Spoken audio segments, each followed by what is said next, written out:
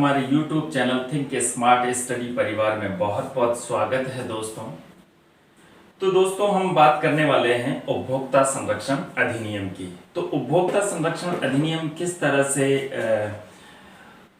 एक उपभोक्ता के लिए महत्वपूर्ण होता है, उन सब के बारे में हम विशेष रूप से बात करने वाले हैं। ठीक है, आपने टेलीविज़न, रेडियो इन सभी पे सुना ही होगा जागो ग्राहक जागो, लेकिन शायद ग्राहक इन सब चीज़ों को ध्यान से देखता नहीं है और वो जाग नहीं पाता। और इसका पूरा फायदा कौन उठाता है? रिटेलर, डिस्ट्रीब्यूटर और जो होलसेलर है, इस तरह के लोग इसका फायदा उठाते हैं। कई बार तो ऐसा होता है कि उपभोक्ता अपने अधिकारों को जानता नहीं है, तो और जानते हुए भी कई बार तो ऐसा होता है कि हमारा मिलने वाला है तो उसके खिलाफ कोई कार्रवाई नहीं कर पाता है। तो इन सभी स्थितियों से बचने के लिए और उपभोक्ता संरक्षण अधिनियम 2019 ने रिप्लेस किया है उपभोक्ता संरक्षण अधिनियम 1986 को। यानी कि 1986 के अधिनियम में कुछ खामियां थी जिनको रिप्लेस करने के लिए इस अधिनियम का क्या किया गया है, सृजन किया गया है। ठीक है, उपभोक्ता संरक्षण अधिनियम में कुछ बदलाव हुए हैं। नया कानून 20 जुलाई 2020 से लागू हो रहा है। ठीक है, जो नया कानून है वो जुलाई, यानी कि जो उपभोक्ता संरक्षण अधिनियम 2019 है, ये जुलाई 2020 से इसको क्या किया गया है, लागू किया गया है। इसमें ग्राहकों को पहले से अधिक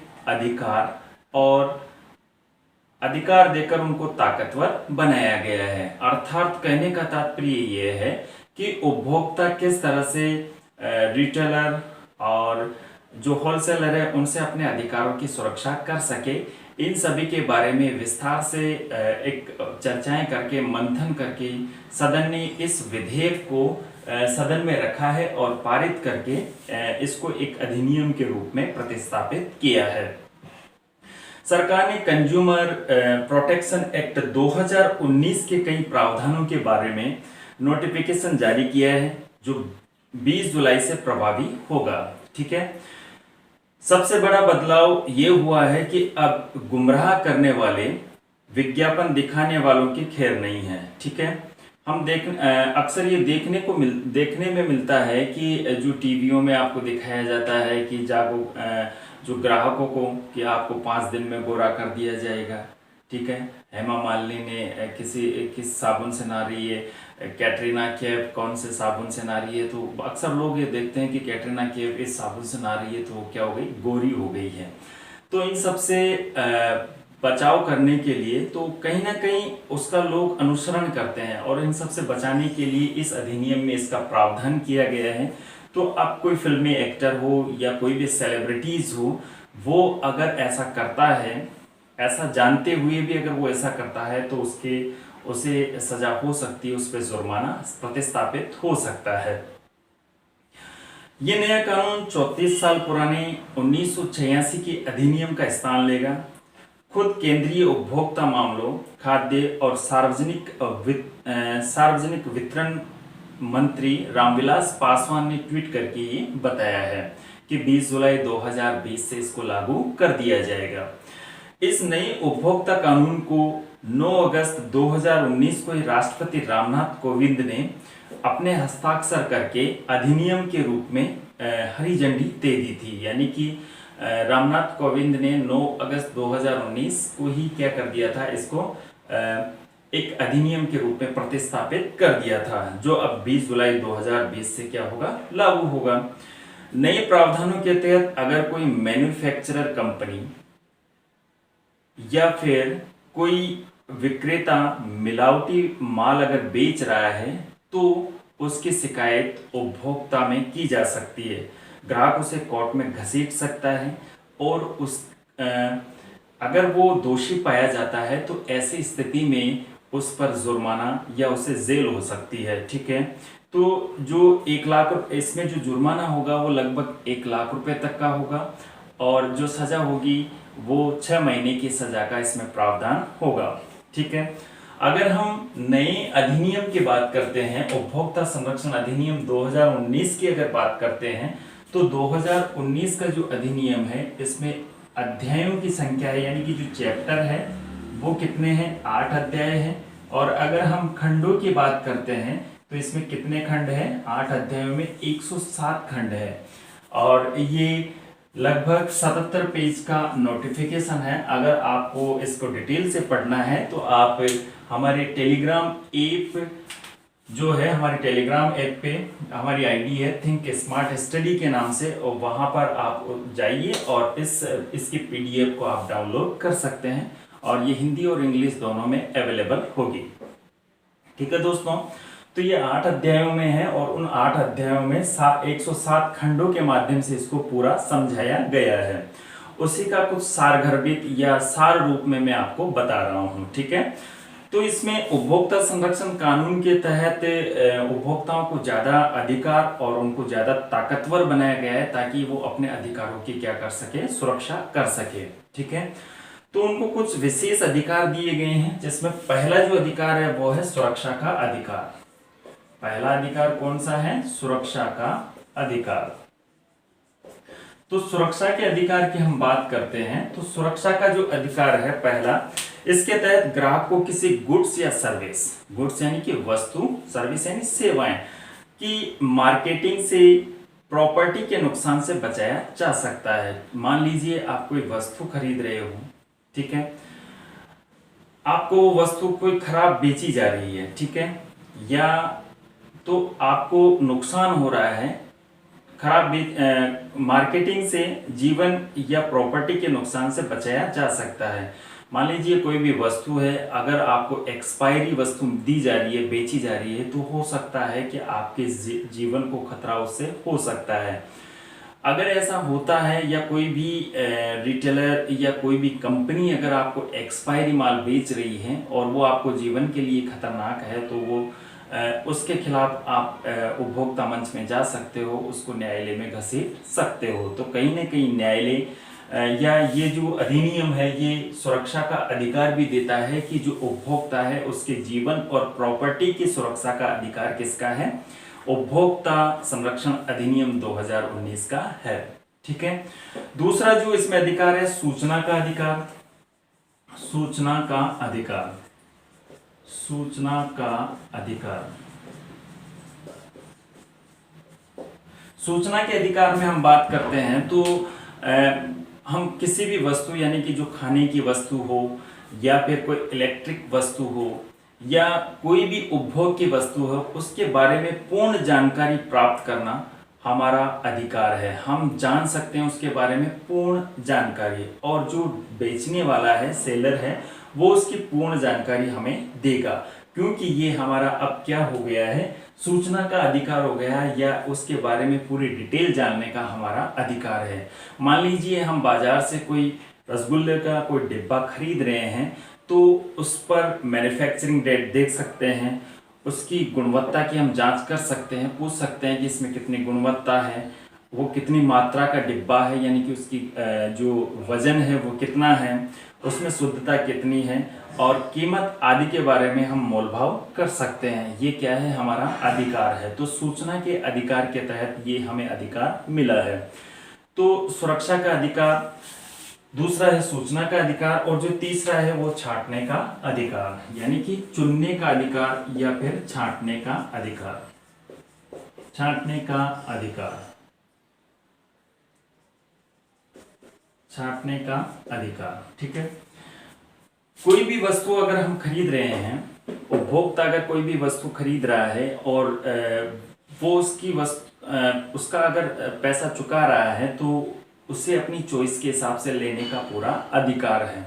मान लीजिए हम कोई भी वस्तु खरीद रहे हैं, तो जबरदस्ती हमें कोई खराब वस्तु या जो हमारी नापसंद की वस्तु है वो हमें बेच नहीं सकता है। तो उपभोक्ता के लिए जो रिटेलर है, जो बेचने वाला है, उसकी ये जिम्मेदारी है कि ग्राहक को गुड्स और सर्विसेज की अनेक वैरायटी उपलब्ध कराएगा वो। ठीक है, कि जो हम वस्तु खरीद रहे हैं, सर्विसेज और गुड्स दोनों चीजें इसमें शामिल की गई है, यानी कि सेवाएं भी अब इसमें शामिल है। वस्तुएं तो पहले थी सही, अब सेवाओं शब्द को भी इसमें शामिल किया गया है। ठीक है, आपको पता है जो ई कॉमर्स कंपनियां हैं जैसे फ्लिपकार्ट, अमेजोन, स्नैपडील, इस तरह की जो कंपनियां हैं ये कहीं ना कहीं पहले बच निकलती थी क्योंकि सेवाएं सब सर्विसेज शब्द इसमें नहीं था।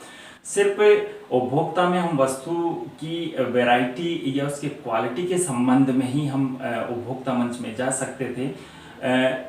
तो इस तरह से जो फ्लिपकार्ट, अमेजोन थे वो कहीं ना कहीं सर्विसेज के नाम पे वो ये कहते थे कि हमें वस्तु से कोई मतलब नहीं है, हमारा सिर्फ जो काम है वो डिलीवरी का है, तो वो कहीं ना कहीं बच जाते थे। लेकिन अब वो इस अधिनियम के तहत बच नहीं पाएंगे, तो अब पूरी जिम्मेदारी होगी उनकी भी।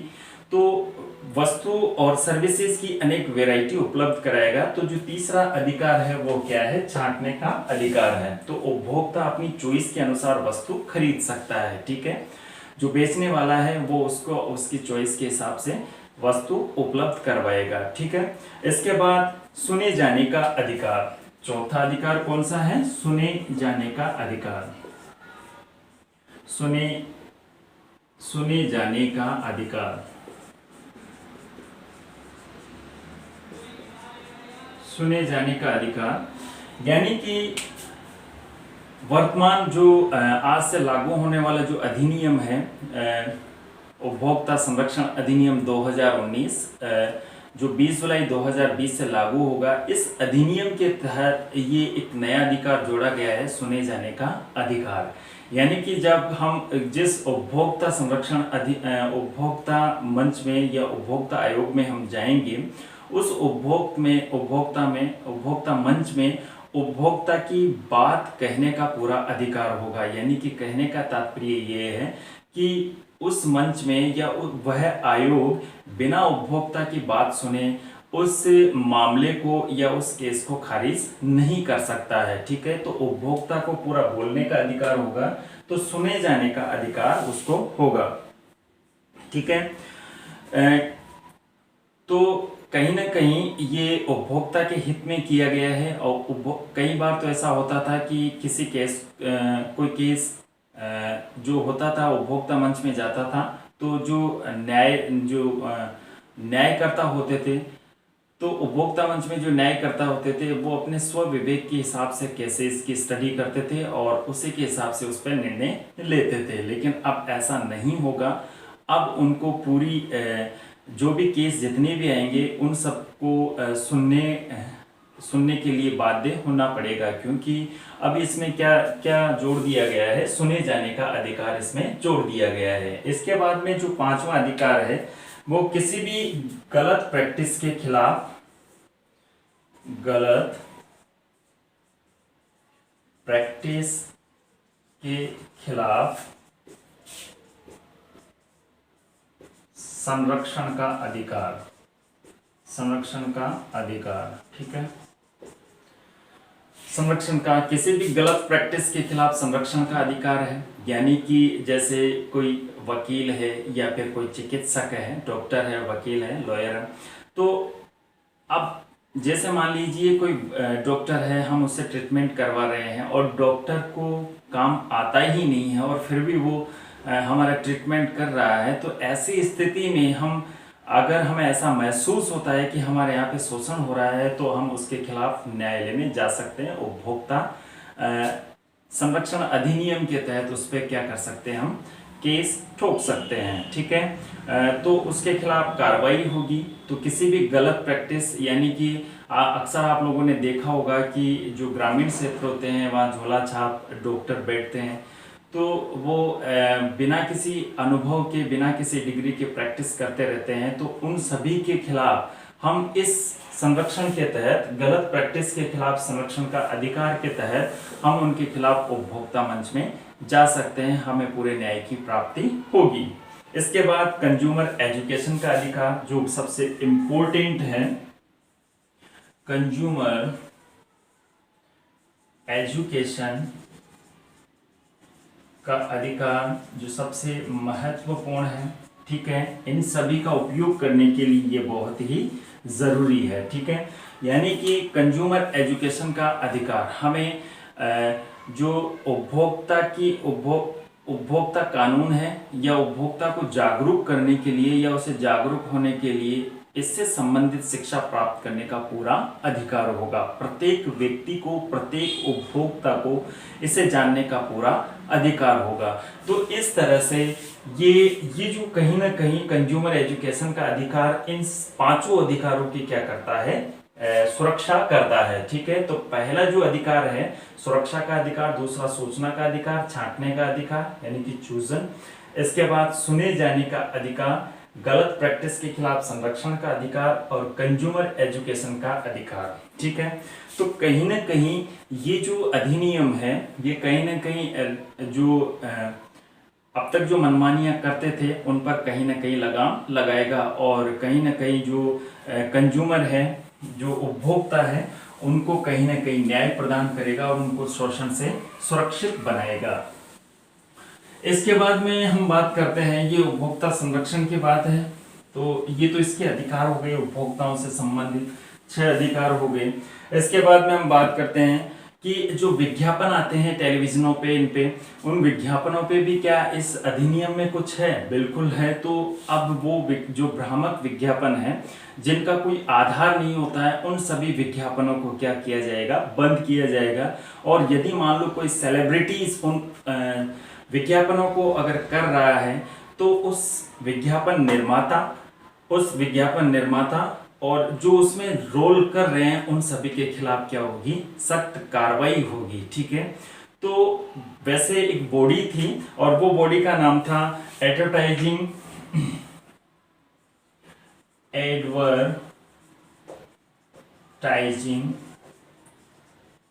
स्टैंडर्ड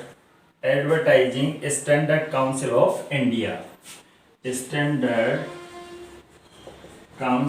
ऑफ इंडिया, तो ये एक बॉडी थी जिसका गठन 1985 में किया गया था। इसका गठन 1985 में किया गया था और इसका जो हेड क्वार्टर है वो कहाँ पर है? बॉम्बे में है। ठीक है, तो ये क्या करता था? Advertising standard council of India, तो ये इसी के अधीन यानी कि उपभोक्ता संरक्षण अधिनियम 1986 के अधीन ये कार्य करता था और उसी को कहीं ना कहीं ज्यादा प्रभावी बनाने के लिए इस बॉडी का क्या किया गया था? निर्माण किया गया था। तो ये क्या करती है? जो एडवर्टाइज हैं, जो कहीं ना कहीं उपभोक्ताओं को क्या करते हैं? थ्रेट करते हैं या उनका शोषण करते हैं, तो ये कहीं उन सभी advertising standard council of India के तहत उन सभी एडवर्टाइजों पे क्या किया जाता था? उन पे नजर रखी जाती थी। तो उपभोक्ता संरक्षण अधिनियम के बारे में इसने भी ये कहा, अधिनियम 2019 के बारे में भी ये कहा कि जो उपभोक्ता संरक्षण अधिनियम 2019 की भूमिका सरकार की पूरक होगी, जिम्मेदार विज्ञापनों को बढ़ावा देने में मदद मिलेगी। ठीक है, यानी कि इसने ये माना कि कहीं ना कहीं उपभोक्ता संरक्षण अधिनियम 2019 है, ये क्या करेगा कि जो गलत विज्ञापन है उनकी रोकथाम करेगा और जो विज्ञापन जिम्मेदार विज्ञापनों को बढ़ावा देगा। ठीक है, विज्ञापन के स्वनियामक निकाय के रूप में हमारे प्रयास उपभोक्ताओं के हित की रक्षा के लिए भी है, ये इसका काम है। और इसके जो अभी वर्तमान जो चेयरमैन है वो कौन है? चेयरमैन की बात करते हैं तो वो है रोहित गुप्ता। कौन है? रोहित गुप्ता इसके वर्तमान चेयरमैन है। और रोहित गुप्ता ने इस अधिनियम के संबंध में कहा कि प्रिंट और टेलीविजन पर निगरानी के अलावा हम जल्द ही डिजिटल मीडिया पर भी दिखने वाले संभावित भ्रामक विज्ञापनों की निगरानी शुरू करेंगे। यानी कि अब तक तो जो ये बॉडी है, यानी कि इसकी जो शॉर्टकट है वो ASCI है, और ये बॉडी अब तक तो क्या करती थी? सिर्फ निगरानी किस पे? टीवी पे रखती थी और रेडियो पे रखती थी। ठीक है, टीवी, रेडियो, ठीक है, इन पे अपनी विशेष निगरानी रखती थी। इसके बाद में जो न्यूज़पेपर है उन पे भी ये नजर रखती थी। लेकिन अब ये क्या करेगी? जैसे जो आज सोशल मीडिया के तहत, यानी सोशल मीडिया से जो एडवर्टाइज किए जाते हैं, फॉर एग्जांपल फेसबुक, ठीक है, और भी बहुत सारे ऐसे जो इस तरह के प्लेटफॉर्म है, लेकिन सबसे ज्यादा चर्चा में ये है, तो इनके माध्यम से जो एड किए जाते हैं उन पे भी क्या किया जाएगा? अब इन पे भी निगरानी रखी जाएगी। और इस निगरानी रखने के माध्यम से ही क्या किया जाएगा, उपभोक्ताओं के अधिकारों का क्या किया जाएगा, संरक्षण किया जाएगा, ताकि उपभोक्ता किसी भी तरह से भ्रमित ना हो। इसके बाद में देश भर की उपभोक्ता अदालतों में लंबित मामलों को हल करने के लिए उपभोक्ता संरक्षण अधिनियम 1986 को लाया गया था, क्योंकि जो मामले थे वो बढ़ गए थे, इसीलिए इसको लाया गया था। और उपभोक्ता संरक्षण अधिनियम 1986 को 24 दिसंबर 1986 को क्या किया गया था, लागू किया गया था। ठीक है, अब बात कर लेते हैं हम उपभोक्ता संरक्षण अधिनियम 2019 के बारे में। तो इसमें जो मेन बिंदु है उनके बारे में हम बात कर लेते हैं कि क्या क्या इसमें नया किया गया है उससे अलग। ठीक है, यानी कि आप देखिए जो इसमें पहला बिंदु है, अगर आप झूठी शिकायत करते हैं तो आप पे जुर्माना किया जाएगा। पहले ये जुर्माना उपभोक्ता संरक्षण अधिनियम 1986 में 10,000 रुपये था, इसको बढ़ाकर अब क्या कर दिया गया है, 50,000 कर दिया गया है। यानी कि झूठी रिपोर्ट पर 50,000 क्या किया जाएगा, जुर्माना। 50,000 जुर्माना होगा। जो पहले क्या था, 10,000 था। पहले कितना था, पहले 10,000 रुपए थे। पहले 10,000 रुपए थे, अब कितने हो गए, 50,000 रुपए इस पे जुर्माना किया जाएगा। जिला उपभोक्ता का नाम अब बदल दिया गया है। इसमें दूसरी बात है जिला उपभोक्ता मंच। जिला उपभोक्ता मंच ये 3 हिस्सों में है, जिला उपभोक्ता मंच, राज्य उपभोक्ता मंच और केंद्रीय उपभोक्ता मंच, जिसमें से जिला उपभोक्ता मंच का नाम अब बदल दिया गया है और उसका जो नाम रखा गया है वो जिला उपभोक्ता विवाद, जिला उपभोक्ता विवाद, जिला उपभोक्ता विवाद प्रतिलोक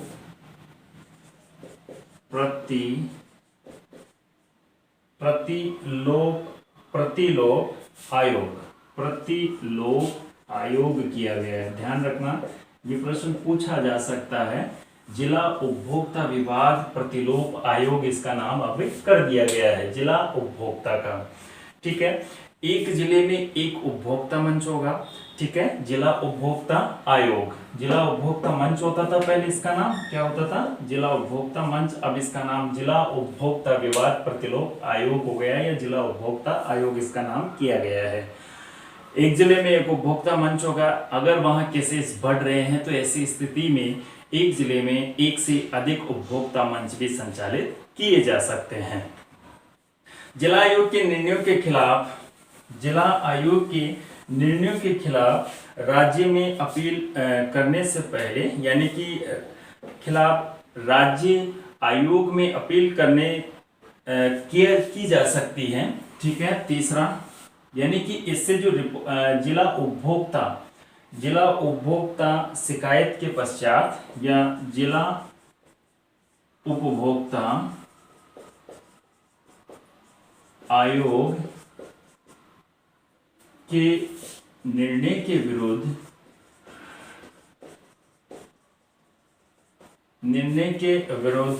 राज्य उपभोक्ता आयोग में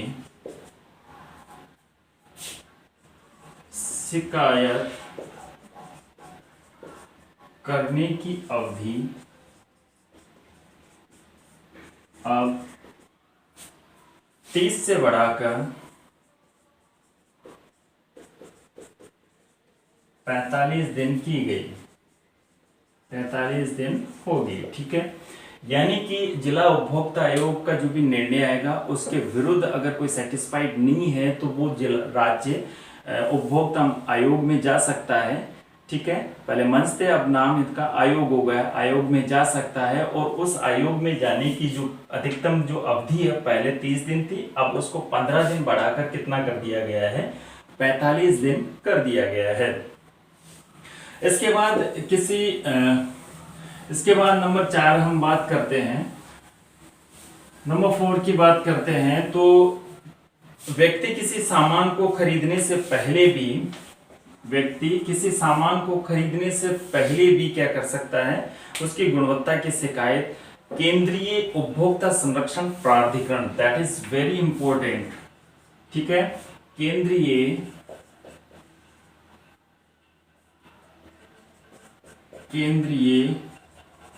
उपभोक्ता संरक्षण प्राधिकरण,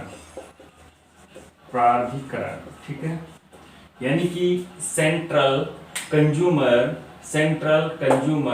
प्रोटेक्शन अथॉरिटी, यानी कि इसको शॉर्ट में क्या कहेंगे, CCPA, ठीक है।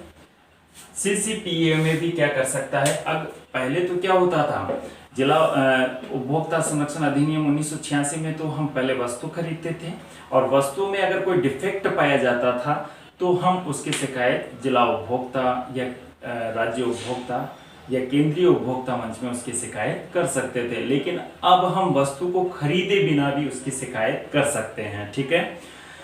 तो इसकी शिकायत करने के लिए केंद्रीय उपभोक्ता संरक्षण प्राधिकरण का निर्माण किया जाएगा और ये प्रत्येक राज्य में गठित होगा, ठीक है।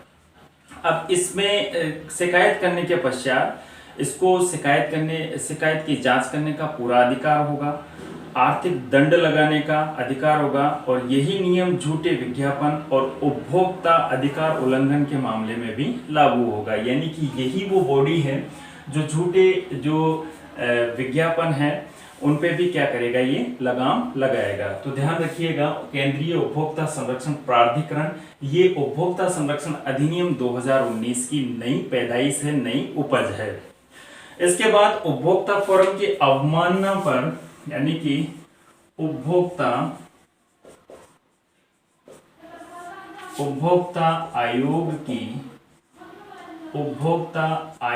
के निर्णयों की अवमानना पर, यानी कि अवमानना पर क्या किया जाएगा, इसमें अवमानना पर 3 वर्ष की जेल तथा 3 वर्ष की जेल तथा 1 लाख तक का क्या होगा, इसमें जुर्माना होगा, ठीक है।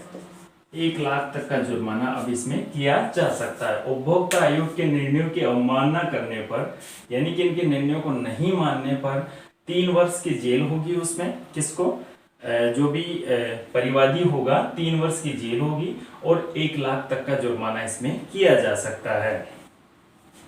नए कानून के तहत निजी जो जानकारी है, ठीक है, यानी कि इसमें निजी जानकारी को संरक्षण, यानी कि कहीं ना कहीं राइट टू प्राइवेसी को इसमें बढ़ावा दिया गया है, यानी कि निजी जानकारी को संरक्षण प्रदान किया गया है इस अधिनियम में। और आप लोगों ने देखा ही होगा कि जो प्राइवेट कंपनियां हैं, जैसे टेलीकम्युनिकेशन कंपनियां हैं, जैसे कोई सी भी कंपनी ले लीजिए, वो अपना डेटा कलेक्ट करता है और उस डेटे को अच्छे खासे पैसों में वो दूसरी कंपनियों के साथ साझा करता है या उनको बेच देता है और अच्छा मोटा मुनाफा कमाता है। तो उन सब से बचाव के लिए क्या किया गया, निजी जानकारी को संरक्षण प्रदान किया गया। यदि अगर कोई कंपनी या कोई भी अथॉरिटी अगर ऐसा करती हुई पाई जाती है तो उसको भी कहाँ पे लाया जा सकता है, उपभोक्ता आयोग के अंतर्गत उसको भी घसीटा जा सकता है, ठीक है। इसके बाद उपभोक्ता की परिभाषा हमने बात कर ही ली थी कि उपभोक्ता वह है, कानून के मुताबिक उपभोक्ता वह व्यक्ति है, यानी कि इस कानून के तहत उपभोक्ता वह व्यक्ति है जो अपने इस्तेमाल के लिए कोई वस्तु खरीदता है या सेवा प्राप्त करता है, ठीक है। वही क्या होता है, उपभोक्ता, यानी कि अपने उपभोग के लिए खरीदने वाला, किसी वस्तु को खरीदता है या कोई सेवा प्राप्त करता है, वही क्या है, उपभोक्ता है। दोबारा बेचने के लिए यदि आप किसी वस्तु को खरीदते हो तो वो उपभोक्ता नहीं कहलाएगा, यानी कि उसका संरक्षण ये अधिनियम नहीं करता है, ठीक है। ये सिर्फ और सिर्फ किसका संरक्षण करता है, उपभोक्ता का संरक्षण करता है, ठीक है। ये बात हो गई कुछ विशेष इसके जो तथ्य हैं उनके बारे में हमने बात कर ली है। इसके बाद में हम उपभोक्ता संरक्षण अधिनियम 2019 और उपभोक्ता संरक्षण 1986 की थोड़ी तुलना देख लेते हैं। ठीक है, उपभोक्ता संरक्षण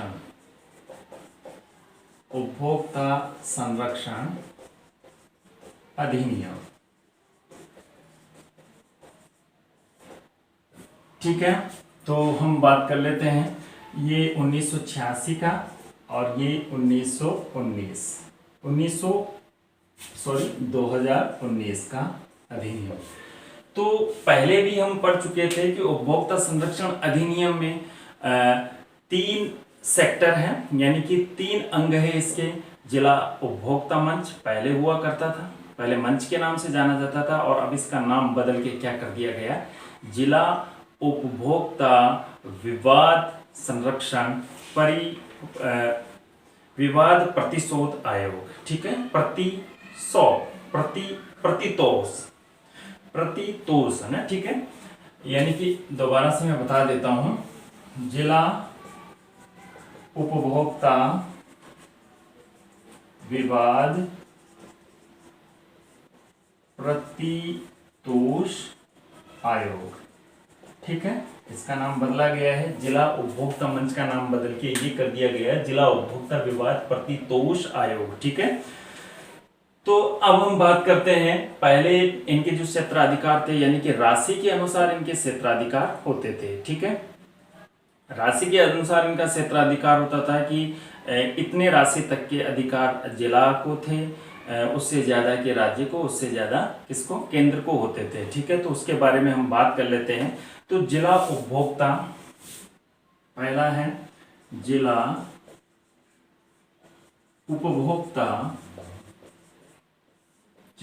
उपभोक्ता मंच, इसको पहले कहा जाता था उपभोक्ता विवाद प्रतितोष आयोग। ठीक है, अब ये आयोग कहलाएंगे। ठीक है, इसको पहले सुनवाई करने का जो अधिकार था वो 0 से 20 लाख तक होता था। क्या होता था, 0 से 20 लाख तक ये क्या कर सकता था, सुनवाई कर सकता था। लेकिन अब इसको अधिकार जो बढ़ गए हैं इसके, अब ये कहां तक सुनवाई कर सकता है, 0 से 1 करोड़ तक। ठीक है, 1 करोड़ तक के मामले में ये हस्तक्षेप कर सकता है, या 1 करोड़ तक के, यानी कि ये उपभोक्ता के लिए है। अगर हमारा मामला 20 लाख से कम था, पहले तो क्या होता था, 20 लाख से कम का मामला होता था तो हम जिला उपभोक्ता में जाते थे। लेकिन अब अगर 20 लाख से ज्यादा भी होता है, 1 करोड़ तक का मामला होता है, तो भी हमें कहां पर जाके शिकायत दर्ज करवानी है, जिला उपभोक्ता विवाद प्रतितोष आयोग, यानी कि जिला स्तर पे ही। ठीक है, इसके बाद में जो दूसरा है वो है राज्य उपभोक्ता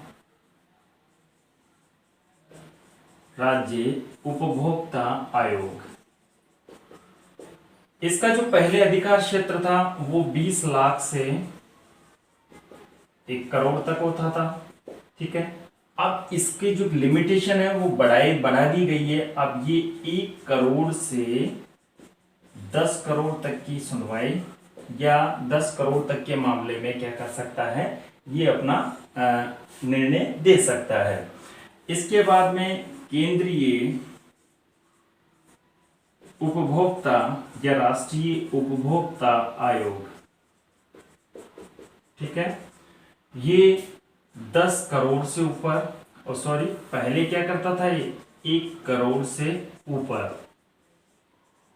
अब ये इसको अधिकार कहां पे, 10 करोड़ से ऊपर, यानी कि कहीं ना कहीं इनके जो छोटे वाले हैं जिला उपभोक्ता विवाद प्रतितोष आयोग, इनके क्या है, अधिकार क्षेत्र बढ़ाए गए हैं। तो ये पहले ये था, और अक्सर जो प्रश्न पूछे जाते हैं वो यही से पूछे जाते हैं कि जिला उपभोक्ता विवाद प्रतितोष आयोग को कितने रुपए तक के मामले में हस्तक्षेप करने का अधिकार है। तो अब होगा 0 से 1 करोड़ तक, राज्य को 1 करोड़ से 10 करोड़ तक, और केंद्रीय उपभोक्ता आयोग को 10 करोड़ से ऊपर के मामले में हस्तक्षेप करने का अब क्या होगा, अधिकार होगा। ठीक है, जिला उपभोक्ता आयोग के निर्णय के विरुद्ध यदि राज्य उपभोक्ता आयोग में चुनौती देने के लिए, ठीक है, अब देखिए इसके आगे हम बात करते हैं मान लीजिए कोई व्यक्ति जिला उपभोक्ता विभाग प्रतितोष आयोग के निर्णय से सहमत नहीं है, तो ऐसे स्थिति में वह राज्य उपभोक्ता आयोग में जाएगा और पहले जिला उपभोक्ता जो मंच होता था उसको बदलकर जिला उपभोक्ता विवाद प्रतितोष आयोग कर दिया गया है। तो पहले जिला उपभोक्ता जो आयोग होता था जिला उपभोक्ता में के निर्णय के विरुद्ध यदि राज्य उपभोक्ता में अगर शिकायत या उसके निर्णय को चुनौती देनी होती थी तो उसे 25,000 रुपए की राशि क्या करनी पड़ती थी, डिपॉजिट करानी पड़ती थी।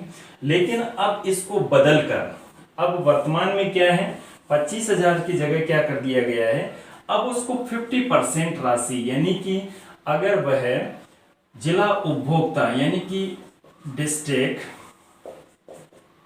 डिस्ट्रिक्ट कंज्यूमर कमीशन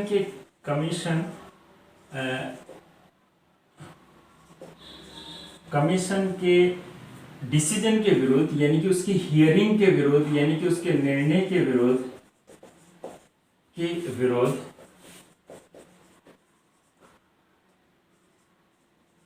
उच्च आयोग अर्थात राज्य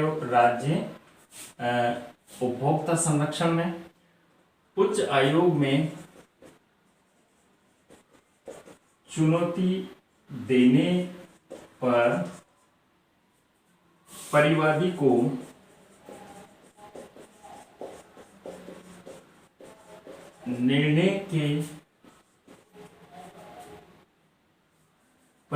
को जिला उपभोक्ता मंच के निर्णय यानी कि डिस्ट्रिक्ट कंज्यूमर कमीशन को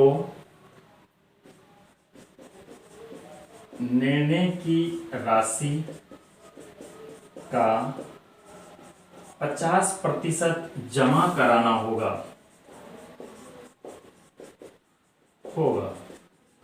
ठीक है, देखिए डिस्ट्रिक्ट कोर्ट अगर कोई निर्णय देता है और अगर वो कोई कंपनसेशन बताता है कि मान लीजिए कोई केस है और उसका कंपनसेशन 1 करोड़ रुपए है, ठीक है, तो पहले तो क्या होता था कि वो राज्य उपभोक्ता मंच में जाता था तो उसके लिए उसको 25,000 रुपये राज्य उपभोक्ता मंच में जमा करवा के वो उसकी राज्य उपभोक्ता मंच में उसको चुनौती दे सकता था। लेकिन अब इसको बदल दिया गया है और बदलकर राज्य उपभोक्ता विवाद प्रतितोष आयोग के निर्णय के अनुसार जो राशि तय की गई है या निर्णय दिया गया है उसका 50% जमा करवाना होगा, तभी उसके आगे सुनवाई हो पाएगी। तो इससे कहीं ना कहीं शायद जो बड़े जो डिस्ट्रीब्यूटर है, रिटेलर है, उन पे कहीं ना कहीं एक दबाव बनेगा और वो उपभोक्ता का शोषण करना शायद छोड़ दे।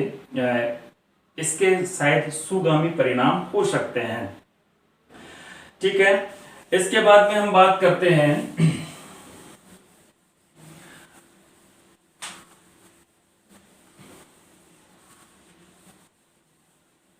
तो ये बात होगी। अब हम बात करते हैं चुनौतियों की। ठीक है, हम चुनौतियों की बात करते हैं, यानी कि चैलेंजेस कौन कौन से हैं। अभी भी उपभोक्ता संरक्षण अधिनियम 2019 आने के बाद भी अब लोगों के पास उपभोक्ताओं को क्या अभी भी ये उपभोक्ताओं की सुरक्षा कर पाएगा या नहीं, तो चुनौतियों के बारे में हम बात करते हैं। तो हम कुछ चुनौतियां लेते हैं। तो इसमें चुनौतियां पहली जो सबसे बड़ी चुनौती है वो जागरूकता की कमी। ठीक है, देखिए आज भी हमारे जो शिक्षा का स्तर है वो काफी नीचा है। ठीक है, हम अगर वैश्विक परिप्रेक्ष्य या विश्व की तुलना में अगर हम अपने आप को देखते हैं तो हम आज भी बहुत पिछड़े हुए हैं। और अक्सर ये देखने को मिला है कि इंडिया में अधिकांशतः लोग शिक्षित होने के बावजूद भी वो अशिक्षितों की भांति व्यवहार करते हैं। अर्थात उनको ये पता ही नहीं होता है कि मेरे अधिकार क्या है क्या नहीं है।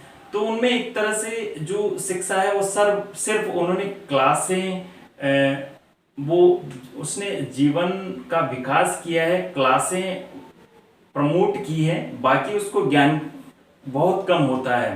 तो ऐसे पढ़े लिखे मूढ़ व्यक्ति ज्यादा देखने को मिलते हैं। ठीक है, तो पहली चुनौती यही है कि ऐसे व्यक्तियों को जागरूक करना बहुत मुश्किल है। तो आज मैं जो वीडियो बना रहा हूं तो मैं इसी उद्देश्य से बना रहा हूं कि आप सभी लोग अपने अधिकारों के प्रति जागरूक हो। ठीक है, तो कहीं ना कहीं जागरूकता की कमी है और लोग इससे जितने ज्यादा जागरूक होंगे उतना ही ज्यादा ये उपभोक्ता संरक्षण अधिनियम प्रभावी होगा। तो कहीं ना कहीं इस उपभोक्ता संरक्षण अधिनियम के समक्ष जागरूकता की कमी एक सबसे बड़ा चैलेंज है। उसके बाद दुकानदार, उसके बाद में बिल नहीं देना, दुकानदारों के द्वारा पक्का बिल नहीं दिया जाता है। मैं जहां रहता हूं मैं वहां पर आज भी स्थिति ये है कि अधिकांशतया वस्तुओं का, मिनिमम नहीं अधिकांशतया, यानी कि 99% जो वस्तुएं हैं उनका बिल नहीं दिया जाता है। बिल मांगने पर दुकानदार कोई वस्तु देता ही नहीं है कि आप किसी दूसरी जगह से ले लीजिए। तो कहीं ना कहीं उपभोक्ता ये सोचता है कि क्यों अपना बेवजह अपना टाइम वेस्टेज करूं। तो इस चीज़ को भी इस उपभोक्ता संरक्षण में स्थान देना चाहिए था कि ऐसे व्यक्तियों के खिलाफ क्या किया जाए। ठीक है, हालांकि पुलिस है लेकिन उस स्थान पर कोई जाना नहीं चाहता है। तो इसके लिए एक अलग से ही एक ऐसा मंच होना चाहिए जहां पर डायरेक्टली कंज्यूमर उसकी शिकायत कर सके और उनके खिलाफ सख्त कार्रवाई हो, जिससे उपभोक्ता का संरक्षण हो सके। तो यह भी एक बहुत बड़ा चैलेंज है इसके लिए। तीसरी चीज हम देखते हैं तो अशिक्षा तथा अशिक्षा एवं गरीबी का बढ़ता स्तर। ठीक है, अशिक्षा जो कहीं ना कहीं हम जागरूकता की कमी से ही देख सकते हैं। ठीक है, अशिक्षा, एजुकेटेड है ना, तो अनएजुकेटेड की बात कर रहे हैं। अशिक्षा एवं गरीबी का बढ़ता स्तर, तो गरीब जो व्यक्ति होते हैं वो कहीं ना कहीं उधार के शिकार होते हैं। ठीक है, तो उधारी के चक्कर में उनको वस्तुओं में मिलावट करके उनको बेचा जाता है। ठीक है, तो उनका कहीं ना कहीं शोषण होता है। तो ऐसे व्यक्तियों को का संरक्षण के हितों का भी इसमें विशेष ध्यान रखा जाना चाहिए था।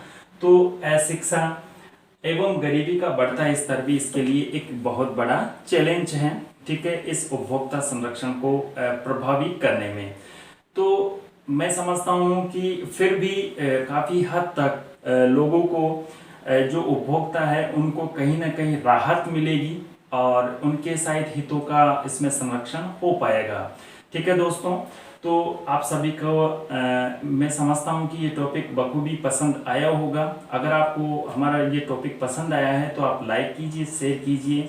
और दोस्तों, इसमें क्या चुनौतियाँ और होनी चाहिए थी और क्या इसमें गवर्नमेंट को और कुछ परिवर्तन करना चाहिए था, तो अपने आप विचार हमें कमेंट्स बॉक्स में ज़रूर दीजिएगा। ठीक है दोस्तों, तो इस टॉपिक के लिए इतना ही। ठीक है दोस्तों, थैंक यू वेरी मच।